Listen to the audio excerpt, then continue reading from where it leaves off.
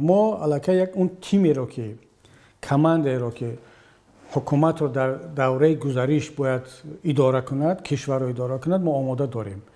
این من پیشتر هم گفته بودم که 30% از نیروهای مبارز هست، حزب حرکت‌هایی که در مبارزه آشکار هستند. 30% از مهاجرین هست که در روسیه و در تمام دنیا آنها مهاجر هستند، نمایندگان آنها باشد.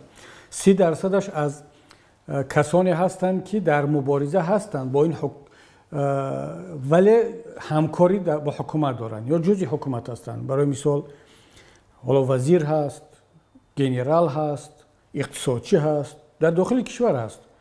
اون یگان فقط برای آن که در حکومت امروزه کار کرده شده است، یگان جنایت نکرده است. بالاخره هر کس هم میتونه در حکومت کار کند.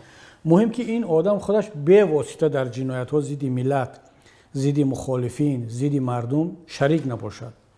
حالا برای مثال یک نفر وزیر اقتصاد است، معاون وزیر هست، در هر ساختاری که هست. خب چرا این آدم در حکومت آینده کار نکند؟ ما 30% را احتمال میتیم که از در نظرم داریم از کادرهایی که امروز در حکومت کار کرده ایستادن و 10% هم برای جامعه شهروندی. که رفت پیمان ملی تاجیکستان به تاجیکستان به وطن برگشت، پیمان نامزد یگانه خود را خواهد داشت یا هر حزب و گروهی که در زیر این پیمان هستند نامزدهای خود را خواهند داشت؟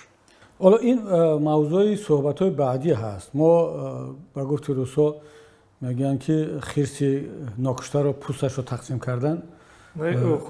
یعنی منظور که حالا ببینید ما اولش بیایم که اینجا تنها پیمان نیست که ما بگیم یک نامزدی یگانه پیمان می شود یا هر حزب و حرکت از خودش نامزد پیشنهاد میکنند.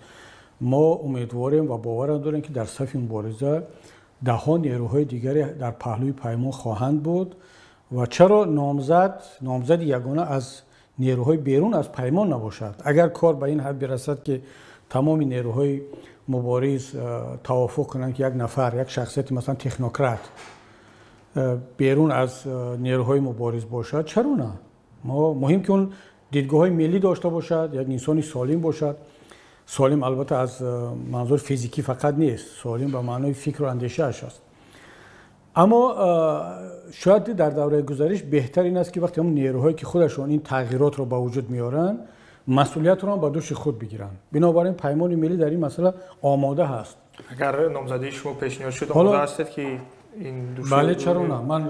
اگر نامزدی من شد من آماده هستم. از پیمان ملی تاجیکستان دیگر شخصیت‌هایی هستند که شاید بهتر از من باشن.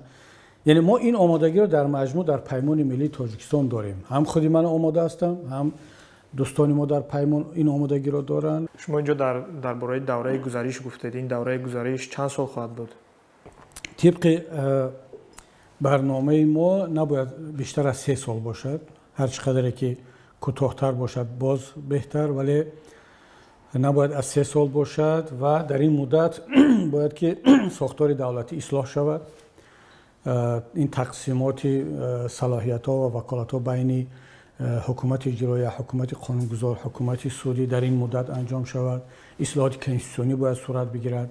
انتخابات‌های نوی پرزیدنتی و پارلمانی صورت بگیرد و بعد از 3 سال دیگر تاجیکستان وارد یک مرحله با ثبات استوار با داشتن نهادهای دولتی دموکراتی تبدیل شد به یک دولت معاصر و پیشرفته که دیگر امکانیتی تبدیل شدن تاجیکستان به یک دیکتاتور خانوادگی یا شخصی با اون وضعیتی که امروز در تاجیکستان هست این از بین برود. مردم تاجیک دیگر مجبور به هجرت نشوند، در داخل کشور جای کار پیدا کنند، آزادانه زندگی کنند و این برنامه این در دوره گذشته باید انجام شود. ما خیلی فکر کردیم که آیا این دوره گذشته چند سال باشد. با نظر داشت اون عمق بحرانی که تاجیکستان در دوره امام علی رحمان با آن گرفتار شد در مسائل اقتصادی، اجتماعی، فرهنگی و سیاسی، اگر ما یک دوره گزارش 1 ساله یا 1.5 ساله را پیش بینی می‌کردیم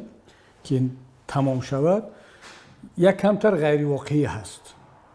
اگر شود خوب است، یعنی باید این حکومت ملی که بعد از رحمان سر قدرت میاد باید تمام تلاش را کند که در کمترین فرصت این را انجام بدهد. اما اگر با هر دلیل مشکلات پیش آمد و حتما مشکلات پیش می آید، این را از تجربه دیگر کشورها ما میدونیم.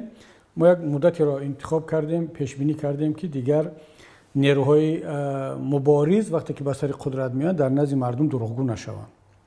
بنابراین ما یک نه بیشتر از 3 سال رو پیش بینی کردیم. خب وقتی